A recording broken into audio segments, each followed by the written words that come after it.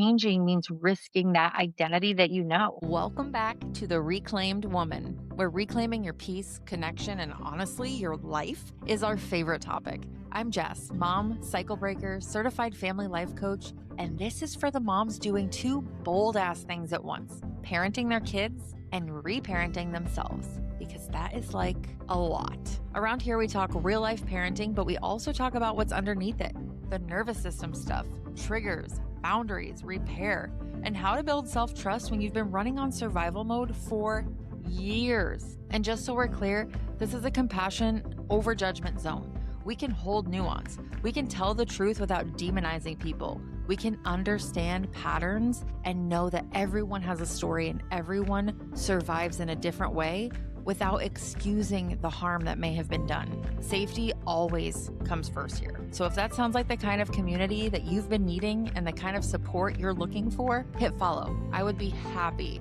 to grow alongside you. All right, so I want to talk about taxes today, and no, not the fun, right off your home office kind. I'm talking about the ones that no one really warns you about, the ones you pay for in exhaustion and resentment, reactivity, in the slow, quiet drain of staying somewhere that your life has already outgrown. I'm talking about the comfort zone tax, because change costs discomfort, but resisting change, that costs your vitality.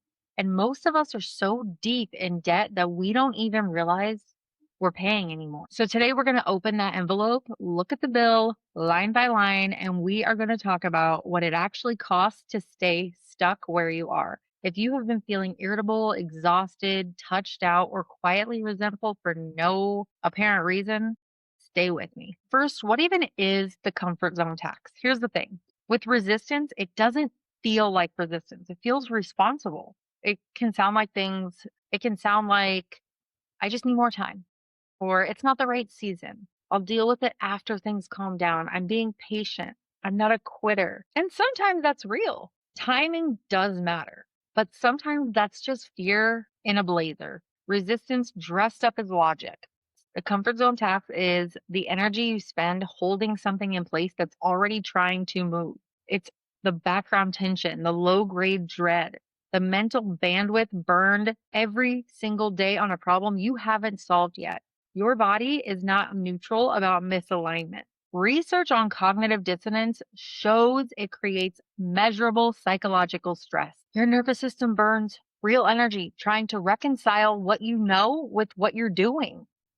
So let's name what you're actually paying. Tax number one, the bandwidth tax, what it's eating that you can't see. This one is sneaky because it is invisible. You're not doing anything dramatic, you're just carrying it.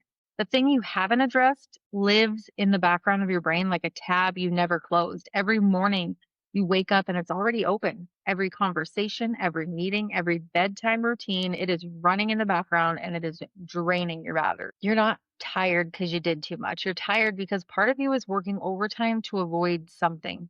The bandwidth tax shows up as forgetting things, losing focus mid sentence, feeling like you're on, but you're not really present. Your brain isn't broken, it's overloaded. And part of that load is the thing that you're not dealing with. Then there's the rage tax, where the snapping actually comes from. Real talk, you know that snap that felt like it came out of nowhere? It didn't. Studies on chronic stress show that suppressing internal conflict actually increases our cortisol and our emotional reactivity over time, which means the longer that you pretend like something is fine, the more reactive you will eventually become. Oh, and don't I know it? The snap wasn't out of nowhere, it was compounded. That's the rage tax coming due. For moms, especially, you know the routine isn't working. You know you're overextending. You know you need help, but you resist the change because it'll be hard at first, or they'll be upset, or I don't want to rock the boat. So you just absorb and absorb. You manage until you don't. And then it shows up as, oh my gosh, I'm so overstimulated. I'm touched out. Why am I so angry? I'm just an angry mom. But you're not failing. You're paying interest on resistance. And there's a huge difference in that. Then there's the numbness tax, when you stop feeling just so you can survive. And this one's a little quieter, less obvious, but honestly, it might be the most expensive one. When the rage tax gets too high, your nervous system does the only logical thing. it starts shutting stuff down. You stop feeling the frustration as sharply. You stop reacting. You go a little flat. You scroll more. You check out mid conversation. You stop looking forward to things. You're technically okay. Technically, you're functioning, but you're operating from a kind of emotional gray area. Numbness isn't really peace, it's your body's last resort at a budget cut. Your body likes predictability, even unhealthy predictability. It feels safer than any kind of uncertain growth. So when change is required and you keep overriding it, your nervous system eventually just stops sounding that alarm because not necessarily things got better, but because it got tired of warning you or it wasn't getting a response to it. Are you more numb lately, more avoidant, more whatever, it's fine? That could be the numbness tax and not actually maturity. And here's where it gets real, the identity tax. Sometimes what you're resisting isn't the action, it's the law. If you have always been the calm one, the flexible one, the helper, the achiever, the peacemaker, then changing means risking that identity that you know. And identity feels like safety. So your nervous system goes, nope, we are going to stay right here, even if here is completely draining you. Resistance isn't laziness, it's your body's way of protecting you. But protection can also become a cage. Changing basically means admitting this version of whatever's going on isn't working. The season is over. That relationship wasn't what I hoped it would be, or I need something different right now. And that hurts. So we resist it because if we don't change, we don't have to grieve. But here's the thing, you'll either grieve the change or you will grieve the years you lost staying stuck. One grief is cleaner, so choose it on purpose. And the last one is the time tag. It's the compounded interest nobody is talking about. Day you resist something that needs to shift, that cost, it's going up. A small discomfort becomes irritability. Irritability becomes withdrawal. Withdrawal becomes resentment, and resentment becomes disconnection. Disconnection becomes how did we get here? The time tax is compound interest on all the avoidance. And unlike actual debt, you can't declare bankruptcy on your nervous system. Your body is always keeping track. And that's why the thing that you've been managing for 2 years suddenly feels just unbearable. It's not because you got weaker, but that interest has compounded. So let's add it up. Yeah. The bandwidth tax, we're looking at focus, presence, mental clarity. The rage tax, we're looking at patience, connection, and safety. Numbness tax, joy, aliveness, and intimacy. The identity tax, growth, authenticity, and peace.